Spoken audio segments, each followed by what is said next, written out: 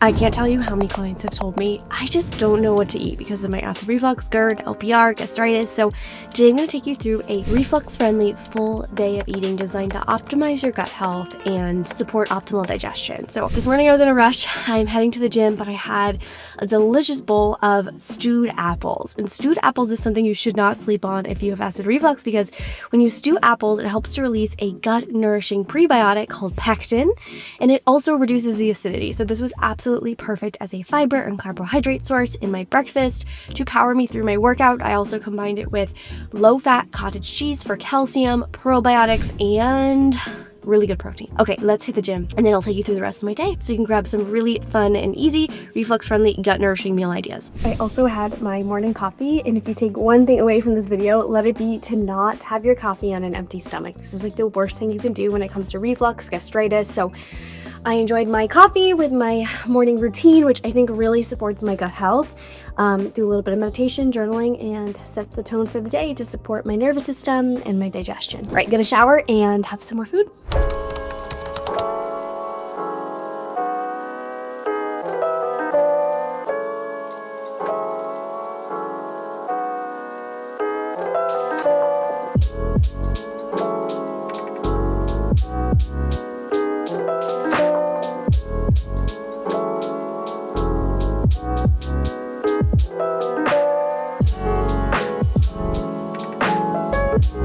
Once you learn how to not overcomplicate food, nutrition for reflux, for gut health gets so much easier. So when you come to your meals, I want you to think about 4 things. A high fiber carbohydrate. So something like a sweet potato, quinoa, whole grain, pita is my high fiber carbohydrate here.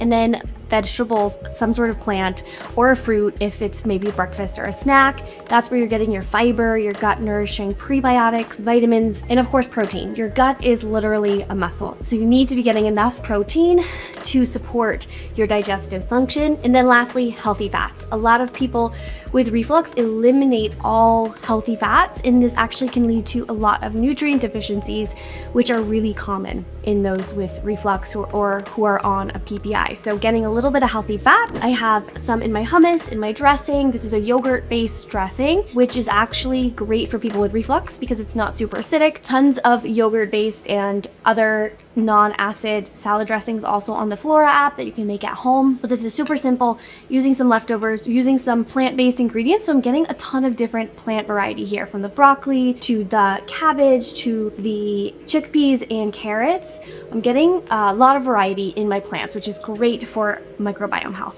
I would be remiss if I didn't talk about hunger and fullness when it comes to supporting your digestion and preventing reflux. This is of the utmost importance that we start to really tap into hunger and fullness. So when you're starting to get full at a meal, that is a good time to save it for later. You don't have to finish your plate. So you can wrap it up, save it for leftovers.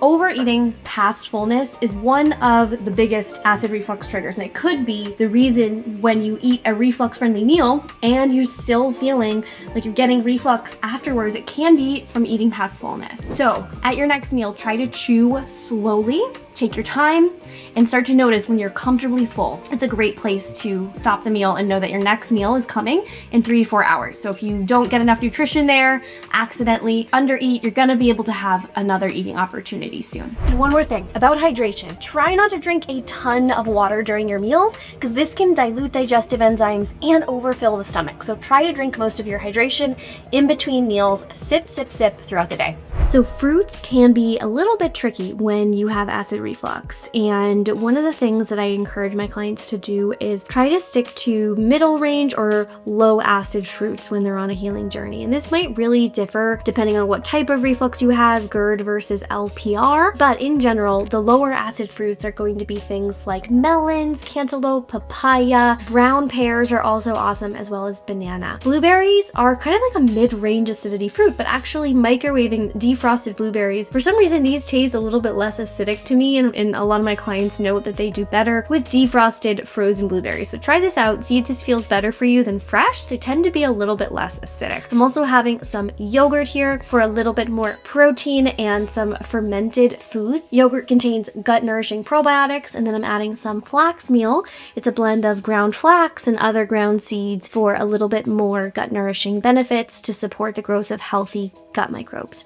And also regularity. My biggest tip is just roasting vegetables whenever you have time, so they're always ready for you. This is a great way to make sure you have veggies at your next meal, or if you need a quick snack, you have some veggies ready for you to enjoy. So in between meetings, I will just roast a big sheet pan of vegetables. I just toss them with a little bit of avocado oil, because that is the oil you want to use when you're using high heat. And then I'll use some reflux-friendly seasonings like sumac or dried sage, salt, and it's so delicious. Another way to boost your fiber and antioxidant intake.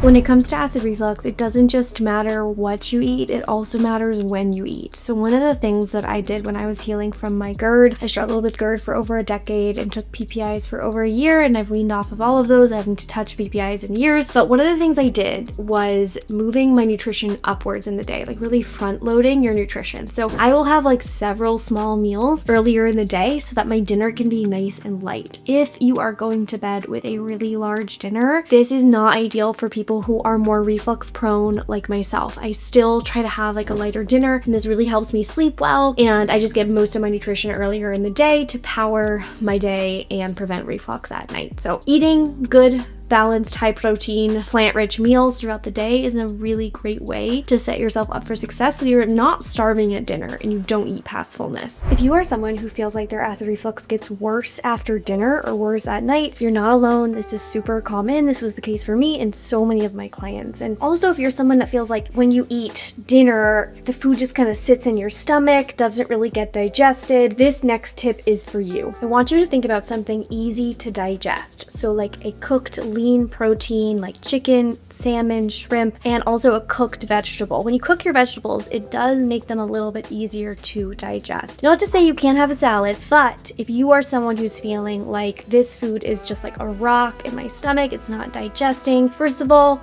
you might want to think about taking digestive enzymes or working with a dietitian to help support your digestion. But in the meantime, your dinner should be something easy to digest. So I'm going to show you one of my favorite easy to digest, gut nourishing dinner recipes, which is my gut nourishing chicken soup.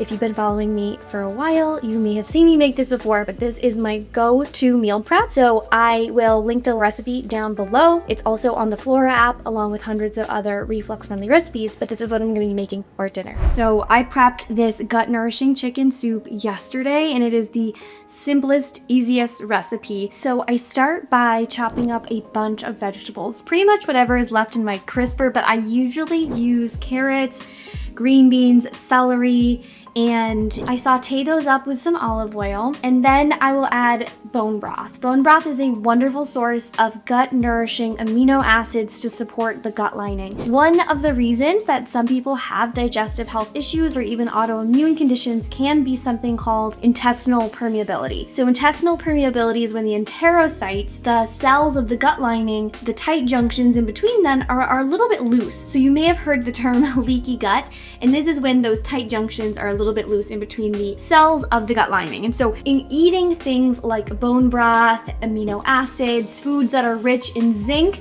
as well as glycine, this can really help to strengthen the gut lining. So this is one of my favorite things when I'm feeling sick or post High Rocks race when I'm just needing a little bit more gut support. So I use bone broth, and I actually use this brand called Gourmand. I use their powdered one, but Gourmand is reflux friendly. So a lot of bone broths actually have garlic and onion. This has the green part of the garlic and onion, so it is reflux friendly and low FODMAP. So this is a great alternative if you struggle with broths. So then I let everything cook. I'll add in the chicken, let that cook, and then I'll take it out, use a fork to shred the chicken, throw it back in, add some more salt and maybe dried thyme, sage, reflux friendly seasonings, and it is so delicious. I know you're gonna love it. One thing I do want to note with soups though is that they have a lot of liquid. So just like smoothies, you want to be a little bit careful when you're consuming soups and if you struggle with reflux. You want to think about not overfilling your stomach with too much broth, because overfilling the stomach, especially at dinner, can create reflux. So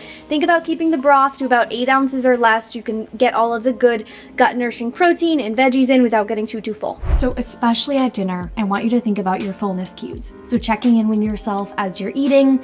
Am I still hungry? Am I satisfied? Chewing well so that you can really optimize digestion and prevent reflux. Now after dinner, I will typically try not to eat anything. Late night snacking can be a really big reflux trigger. So avoiding late night snacking, getting enough protein and nutrition throughout the day is a really great way to eat to prevent reflux. You could have a cup of gut nourishing tea like a chamomile or a slippery elm or Sequoia Soothe, my custom reflux supplement, before bed, about 30 to 60 minutes before bed, not too close, but this could be a great way to just soothe inflammation and help support tissue healing if you're on a reflux healing journey. I will put the link for Sequoia Soothe down below. I hope this video was helpful for you. If you need more support, I have a free reflux meal plan in the description of this video. Definitely grab that. And I also recently released a video tour where I was going through a grocery store showing you my top reflux friendly healing foods. So you don't want to miss that video. I will link it right here so you can go and watch that. Be sure to subscribe to join the community. Like this video, leave me a comment. I respond to each and every single one